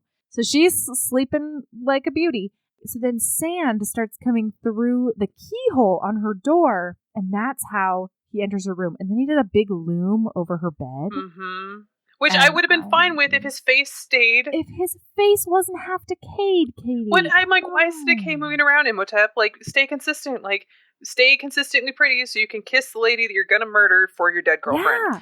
Like, yes, that's all we ask. And he just straight goes for it. He just, like, he kisses her while she's sleeping, and she has a minute of, or like not a minute, but like a second of like, oh, and then she opens her eyes and is like, no, and then Rick bursts in. He kicks in the door. That man loves to kick in a door, and I love it too. Like it works for me. Yes, yeah. And then he sandwing ducks out of there because he holds up a cat. He kicks in a door and holds up a cat because he came prepared for this conflict. That's right. Rick really likes a tailored weapon. Yeah, he does. He does. Okay, so then he asks Evie if she's all right, and her silly brother answers. It's just really funny. It's very Jonathan. Okay, so then they rendezvous with the Magi and the curator, and they exposition a lot about how they need to find the gold book to kill him. Yeah, because if the black book woke him up, the gold book might, like, kill him dead again. Yes. And so then she starts doing a sexy brain. And she tries to, like, scholar really fast because there's a zombie horde covered in boils and sores who Imhotep has enlisted and, like, has as his psychic slaves. I don't know. Now, here's my next question, Katie. They've got 2 local bros who are tapped into 3,000 years of insider info. Mm-hmm. Why is she the one finding the gold book? Because she's 1,000 times more capable than any of them, and I'm okay with Come it. on! But on that note, the Magi are so numerous in every other part of this movie, but the second Imhotep wakes up, they're like, bye. And it's just head dude left to hold in the bag to, like, put this dude down. And the rest of them, like, they could have been really helpful in the next couple scenes, but they were not there. I know. I'm just saying that it has a lot less to do with the Magi and a lot more of the white savior complex of the screenwriters than anything else. Yep. All right, that's all. Yep. So she does a really sexy brain, and she figures out that the gold book has to be under the statue of Horus because they're flipped. Take that, Bembridge scholars. Yeah. Which is the thing she says. Okay. So they chase him through the streets, and, like, it's a car chase, except the bad guys are all on feet. Yes, that's right. The poor zombie locals are, like, getting hit by cars because they don't know any better because Imhotep doesn't care about their lives. To be fair, Jonathan is going to stop because he's like, don't want to run over a bunch of people, and nope, they don't let him stop. And Rick's not having it. No. Rick is like, put the pedal to the metal, brosif. Gotta save your sister. Yeah, and the final American falls out of the car, right? But he was not even fighting. Everybody else is swinging fists and, like, defending the car, and he's just sitting back there with his arms spread, like, enjoying the ride, and they grabbed his arms to just hold him out of the car. Yeah, isn't he, like, clutching the last organ? Yes. Anaxinamun's organ thing? Yeah. All right, so then he gets it too. Well, he, like, tries to offer it, like, oh, this will make it better, right? You can just take this back that I totally stole from a grave. That's right. And no, he definitely gets eaten real quick. It's good stuff. So then the horde corners them, and Imhotep comes out in all of his hot glory, because now, you guys, he is not only fully regenerated, but he is wearing only a loincloth and a raggedy cape and this necklace that is very sexy. Where did it come from? It doesn't matter. Nobody cares. I certainly don't. So he comes out and he's like, come with me if you wish your friends to live. And Rick is not pleased about this. He licks his full lips and he tries to tell hot zombie daddy that he needs to back off. But then I feel like Evie, like, weighs the odds, looks around, compiles all the evidence in that impressive brain of hers, and is like, no, we're going to go with this the way that we're most likely to survive. Right. And so she's like, just come get me. Like, he has to take me back to Hamanatra. You get there too? Like, you save me. Ooh. I have faith in you. Confidence. Yes. But then, as she's walking away, Brendan Fraser says, I'll be seeing you again. And Benny then takes the key from Jonathan the brother. Mm-hmm. And then they get double-crossed by hot zombie daddy, and I thought he had more nobility than that. Yep. And come on. Yeah, I mean, to be fair, I feel like he's weighed the odds as well and realizes that he probably doesn't want Brendan Fraser, like, on his ass. So that's true. Yeah, so Imhotep's like, kill them all. He doesn't even wait 10 steps. He's like halfway through the crowd. Like, he doesn't even, just murder him up. Yeah, and Evie's look of absolute shocked indignation is so perfect. She's like, I made an agreement. But don't worry, because the curator, what does he do? What is that word? I'm like losing it. He sacrifices himself, and he swords all the horde up and giving them time to escape via the sewers. Because apparently, it doesn't matter. It doesn't matter. Yes, they escaped through the sewers. It definitely happened like that. Like, yeah, very completely. Logical. Yeah. All right. So he is a hero, and now they visit the washed-up, suicidal British pilot. With his sweet mustache. Oh, with that sweet mustache and that really, really good drunk red nose. Yes. Anyway, so they're basically like, we need you to take us on this suicide mission. You're surely to die and save the world. And he is so in. He's been waiting for someone to say this to him.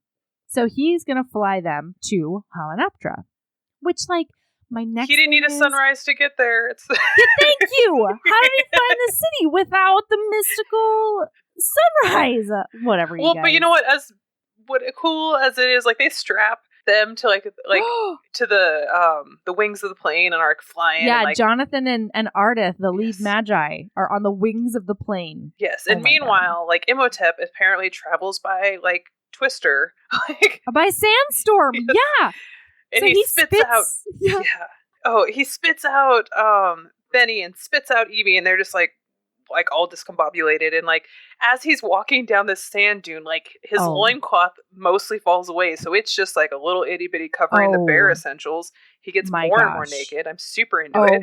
Oh my gosh. And the cape is billowing in its raggediness in the background. And now all of a sudden he's got these forearm leather cuffs that just, I didn't know that would do that for me. And suddenly last night, 2 glasses of wine in, I was shouting.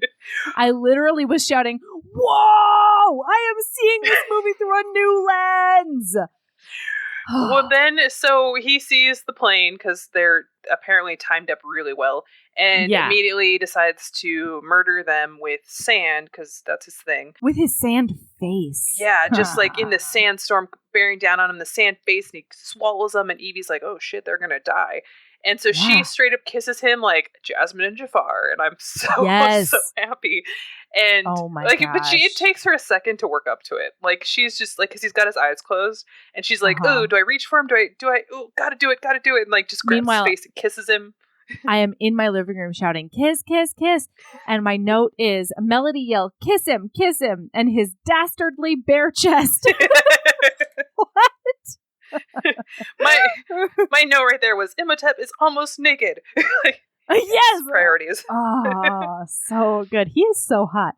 So then the sandstorm stops, and she's feeling very victorious. Wait, but before we get there, real quick, when the sandstorm's happening, I love that Rick's instinct is to shoot the sandstorm with bullets. Oh, like, yeah. You know, he's trying so hard. Bang bang. He's all about the bang bang. A couple of expertises, and he doesn't know what to do otherwise. And that's fine. Yeah. We support him. Yes. So then the sandstorm stops with the kiss because obviously he's very distracted. Of course. But the plane still goes down. And she is walking to Hamunaptra with Benny and Imhotep. And Benny tries to gloat a little bit. And she says that nasty little fellows like him always get their comeuppance. And it's like the first time he's heard this. He's like, what? Like, are you sure? And she's like, yes. Yeah. And she's like, so crap. properly sexy. Oh, it's very nice. Every time she gets all school marm on someone, I'm very into it. Yes, It's an odd reaction, but I'm fine with it. Well, you can just sort of almost picture her in the librarian outfit, with one of those rulers, slap your hand. I'm into it. Yeah. Yeah. I am right there with you. Okay. So then our crew, as they get out of the plane and stuff, and then they go to the crypt. And as they're trying to figure out a collapsed hallway or something like that. Yeah, I was trying to dig into the pyramid ? I don't know what's happening. Know what it they doesn't were matter. doing. I didn't need to know. It was okay. Jonathan picks up one of the scarab arts from the wall, and then he gets scarab tunneled. It goes into his hand and goes under his skin, and he's screaming and screaming because obviously pain. But Rick grabs a knife and he cuts it out of him, and then he rips off his shirt partially first. Oh yeah, that's true. Very no buttons hesitation everywhere. Yeah. Oh yes. It's very nice. And just switchblade in, or not, whatever knife in, pop out, gun bang.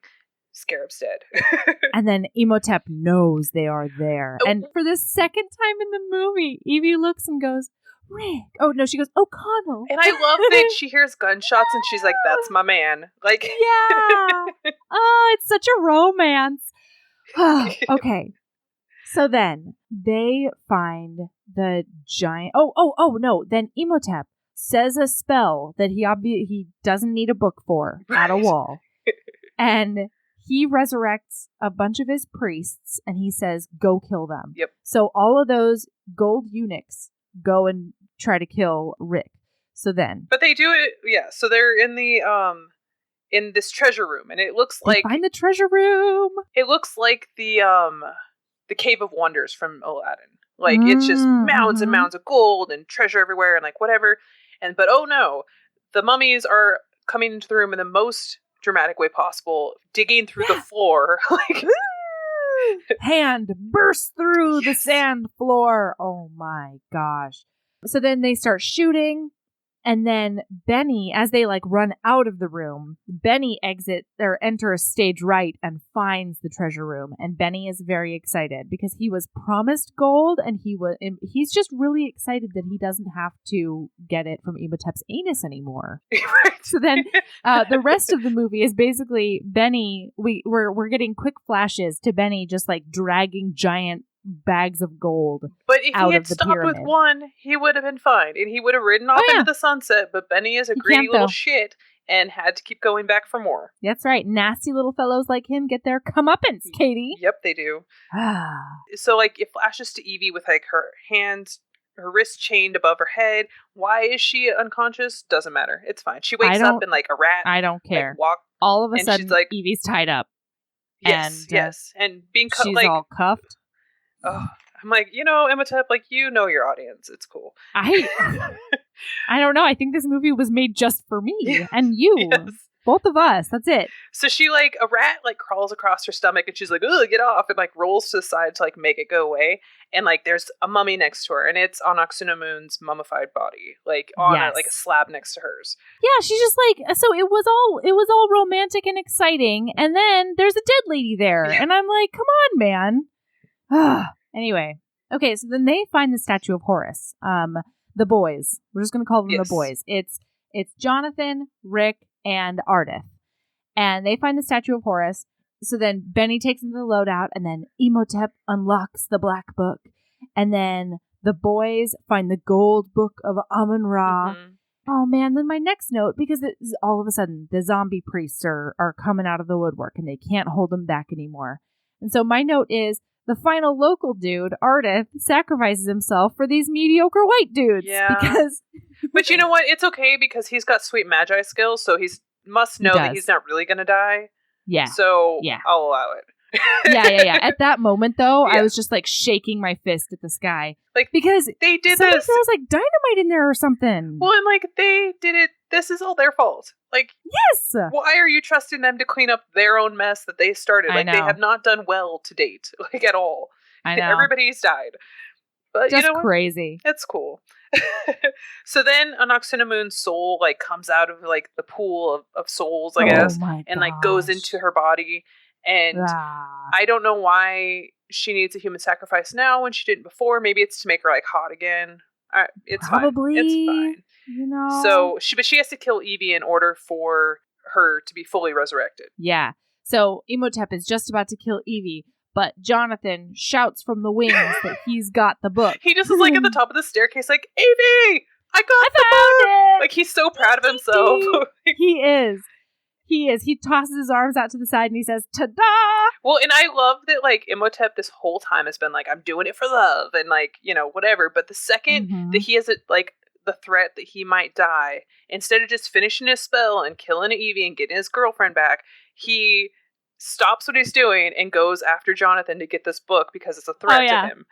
Oh, yeah, this egomaniac cannot handle it. No.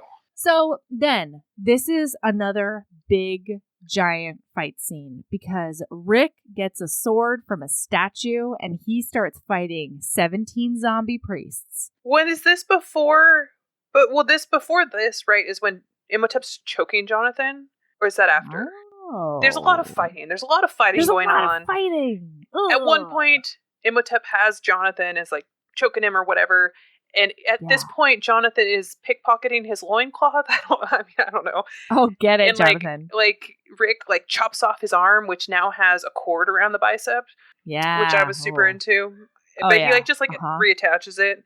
And apparently the spell to Jonathan just starts reading the golden book all willy-nilly. Like, yeah, he tries. And so he's trying to read it, and Evie, so Rick at some point has gotten Evie off of the altar, and Imhotep has awakened a bunch of the Pharaoh's old guards. No, that was now. Jonathan did, because he was reading it, and he woke him up, but he didn't finish the reading, and so Imhotep was able to command them. Oh! So Jonathan woke him up, and then Imhotep's like, kill Rick. Evie. Yeah, and Rick. Yeah. Oh, yeah, because then Anck-su-namun goes after Evie. Yes. So Jonathan is just like very casually walking through statues, trying to read this book, and he's like, what does this one say, Evie? And she's like, // oh God, trying to fend off Anck-su-namun, and she's like, what does it look like? And he's like, it looks sort of like a bear in a tree or something. She's like a bird, like a bird. Yeah. And so she's like saving her damn self in so many ways. Meanwhile, Rick is still fighting all these soldiers. And then finally, Jonathan gets the ability to command the soldiers. And so he stops them just in time from killing Rick. And then he says, now you need to go kill Anck-su-namun. I love that was his priority, and like to save his sister instead of to like hold back the mummy for a little bit longer. Like his priority was to save Evie. Yeah, it is really nice. It was one of the only times in the movie when Jonathan was actually pure. Yeah. He tries real hard, okay? He does. Well, also, I think that he knows his limitations, because he's like, I could barely read the cover page. I'm not going to be able to figure out this 4-word incantation that vanquishes the big bad. Right. Like, come on, you guys. Okay, so then Evie gets the book. And now, what's his name? Imhotep is going after Rick. Well, and I have a note here, and I don't know what. I don't remember exactly when this happened, but it says more naked. So I think he lost his cloak thing. His like. Yes, he robe. did. Yeah, because my note is, meanwhile, Imhotep is just kicking ass and taking names in that tiny ancient set of underwear and armbands and necklace, and I am not okay. Well, his like butt was showing through like one of there was like a cut in like the back of it. Ooh. I was like, oh my goodness. Oh, I was into it. Jeez, I was a different person when I saw this movie for the first time. Okay, so she finds the spell. And my note is, it's 2 phrases, come on. And then the underworld chariot comes and takes his spirit away. And then, go ahead, Katie. So then Rick's like, what the fuck, Evie? Like, you said it was going to kill him. Like, what? And so like Imhotep's running. And so Rick, it just is like, I guess I'm going to stab him in the stomach and hope for the best. And lo and behold, it does in fact kill him, because he's mortal now. And so he gut wounds him, and like Imhotep like stumbles back into the pool of souls that is just sitting there. It seems like a safety hazard, but it's fine. And as he's like sinking into the souls, he says death is only the beginning, and like you see his face like decomposing all over again. And he sinks below and he's gone. Yeah. And then we think that everything is good. But stupid Benny. Stupid Benny. He's tired. He's been dragging so many treasures, you guys. You think that he would be like, I'm just going to set this thing on the ground where it's safe and then pick it back up in a minute. Nope. Nope. He sets it on top of the self-destruct lever. Yeah, the big red button. Yeah, the big red button. So Jonathan, so everything starts like falling down. The ceiling starts tumbling. There's sand cascading everywhere, and they start running out. Jonathan drops the gold book into one of the pools of souls. Well, because Jonathan's like, the treasure, and they're like, no, Jonathan, and then the book falls into the pool, and Evie's like, wait, but the book, like she stops running, and it's like, but the book, and Rick's like, no.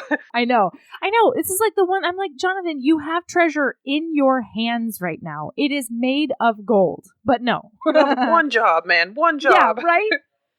So they go out, and then Benny like almost makes it, and O'Connell stops, and he's trying to give Benny a hand as this giant thing starts like, it's going down, and Benny's about to be trapped, and then he is trapped. And then O'Connell goes, bye, Benny. And it's almost a little Benny. sad. It is. He needs his foil, So Benny gets his comeuppance indeed. He makes it all the way back to the Cave of Treasures, but then his torch starts going out. Well, because the ceiling knocks off the mirrors that had been like lighting the whole place up, so it's just him and his torch. And then like a bug shows up and he's like, shush, bug. And then all the bugs show up and then he goes, oh, and then the torch goes out and no more, Benny. And then he gets super eaten by all those scarabs in their last meal. Benny is their last supper. So they escape and they have to like run like hell because this thing is turning into basically a sinkhole. Yeah. Essentially. So it's going to the center of the earth, I'm sure. Until they dig it up for the second book, or the second movie. Oh yeah, I haven't seen the second movie actually. Oh my goodness. I don't think I realized that Brendan Fraser was in it. Otherwise, I would have seen it. It's both of them as the lead, and they have kid, and Imhotep's back, and it's like less horror-y and more like adventure shenanigans. Oh, you just have to squint a little bit at like some of the logistics, but other than that, I mean, that's par for the course. Yes. So they're all standing there, and they're like, "What are we gonna do?" And then Jonathan gets grabbed on the shoulder by Ardith, the who was Magi apparently leader. Standing right there in this desert, and they didn't notice. It's fine. Yeah, he's like on the back of a camel right now, and they didn't notice him or the camel. Yeah.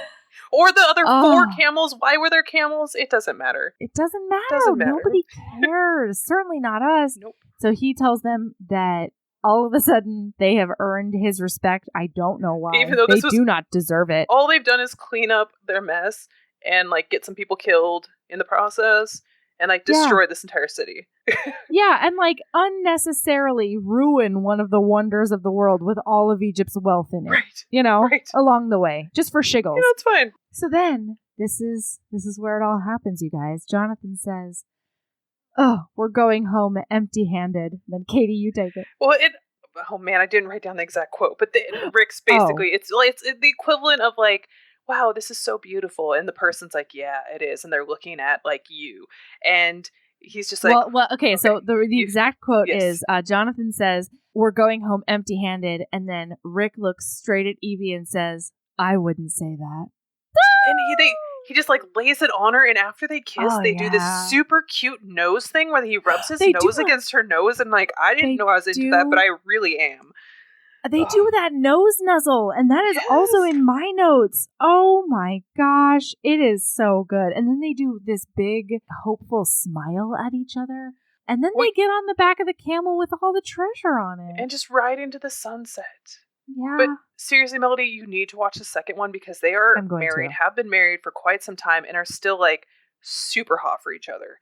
And it's like the best. Like, I love just that. Married couple relationship. Gosh, I love that so much. Yes, I'm definitely going to watch it. That sounds so good. My last note is that they probably share the treasure on their camel with the stupid brother, but it's still an HEA. It's cool. It's cool. He sort of helped a little bit. A tiny bit. And they have the extra 25% to make up because the warden died. So it's all good. That is true. Yeah. Oh my gosh. Thank you for choosing this. This was wonderful. I had so much fun. Yeah. This is the perfect movie. Oh my gosh. Okay, Katee. Do you have a lady love? I do. I have been going to therapy forever, and this whole being quarantined or self-isolated or whatever you want to call it is wearing on me pretty intensely because I'm never alone, and introverts, we have issues with this. And so my therapist told me to try to at least twice a week to take a walk, like no kids, no dogs, no spouse, and just it's called EMDR, like you in time with your footsteps look between 2 points ahead of you, and it does some magic science stuff to your brain that I don't really understand, but it works. And it has been such a stress relief of like just helping me keep my sanity. So even if you don't do the eye thing, you just going for a walk by yourself with no one else. It's really nice. Yeah.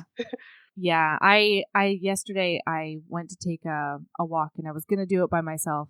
And then I realized that my oldest has been like such a big help, as much as an almost 4-year-old can be. And like, he was probably feeling pretty neglected because the baby's been pretty sick, like, just cold, but still, she's been clingy and gross. When your stress level is going to be high because of what we're dealing with, like any kind of sickness, you're like, ugh. Oh yeah. A high alert over here. So I was going to go on a walk by myself, and then I was like, hey, why don't we take a special big kid mama walk? Oh. And he was really excited about it. But it didn't do the thing that I needed it to do. Right. You know what I mean? Yeah. So, yeah. So can I Google how to do this EMDR thing? Yeah, you should be able to. It like replicates like rapid eye movement when you sleep. And it's a really good thing for like trauma, that it helps, because when you have trauma, your brain like does weird things to it and files memories strangely. And so by going through with therapy and doing EMDR, it helps recategorize those memories and takes away some of the triggering aspects of them. And I super don't understand it, but it's like magic. Like they use it a lot with PTSD and like soldiers and like people who have childhood trauma. And so I highly recommend looking into it if that sounds interesting. But yeah, it's just the thing is like the rapid eye movement of back and forth that does something to your brain that is really good. That's really cool. All right, I'm going to Google that because I need it. It's only week 2. I know. And it God. feels like week 89. It does. Mine is a little bit more basic, but here we go. So I realized, I've talked on the podcast before about like not being able to find a good enough lotion, especially in the winter time. And then a couple of the skincare HBs started, I don't know, I just basically lurked in a conversation they were in, and they talked about vitamin C serum. So I did some Googling and I decided to get some. And oh my gosh, it's crazy because apparently it wasn't that that the lotion was not good enough. It's that my skin wasn't prepped in a way to soak in the moisturizing properties of the lotion. So this vitamin C serum, you put it on before your like overnight lotion or something like that. And you have to be a little bit better about SPF when you wear it because, I don't know why. But there's the one I have is a professional grade, and it's vitamin C, E, and hyaluronic acid. And my skin is so much better moisturized now that I prep with that. Like I do it in between my toner and my moisturizer, and it is awesome. Ooh, I've read about vitamin C, but I've never used it, like the serum stuff. It seems like magic to me. Yeah. Yeah, no, really. And I put it on and I'm like, this doesn't feel like anything. It doesn't smell like anything. It feels like it's not doing anything. But then I wake up and my skin is moisturized. It's bonkers. So yeah, that's my lady. Sweet. That stuff's important, especially when you're trapped inside. Yeah, completely. All right, Katee, where can they find you on the socials? I am most active on Instagram, and it's Katee_Robert, Katee with 2 E's. And then I have also on Twitter, I think it's the same. And then I have a Facebook group, The Rabble, where I share like dirty excerpts and stuff as I'm writing. Oh my gosh. The Rabble is a gift to my world that I can't even express. Well, there are authors that like really keep their stuff under wraps, and I 100% respect that. But like, I am always so like, oh my God, I just wrote this filthy thing. Do you want to read it? Here you go. Like, I'm a sharer. I'm all about it. Yeah. All right, cool. And I'll put those in the show notes. Yeah, I love your Instagram. I feel like it's this beautiful, like glimpse into your life, and it makes you like a tangible human in a really cool way. Yeah, I try really hard not to only share the good stuff, like to give a little glimpse of the struggles too, just because I get a lot of like, how are you doing all this? And I'm like, it's not easy. I promise I'm not a unicorn. I'm in the trenches with the rest of you. Yeah, absolutely. All right, Katee, keep being a badass. And love yourself as much as Rick loves Evie. Yeah! Ooh, it's so much. Those sexy alpha heart eyes are just so good. All right, thank you so much for being here with us. I'm really, this is like seriously dream come true. Oh, I'm so excited. I've been listening for quite some time, and so it's like, I love it. I'm so excited. All right, and then you're going to stick around for a quick Patreon? Yes. All right, cool. Sounds good. All right, bye. Bye.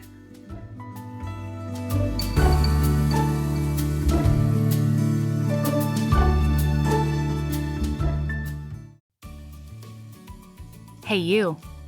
Yes, listener, you. Are you loving the show? If so, please leave a rating and review in your podcast app. The 90 seconds you take to say something nice not only helps new people find the show, but it makes me super smile over at HBHQ. Also, I've had a few people ask, and the answer is yes. We are still doing the 5-star bribe. If you leave us a review with 5 stars, then we'll do whatever book you want. We're real deep into the list though, so it might be a while. Lilas! Okay, back to the show.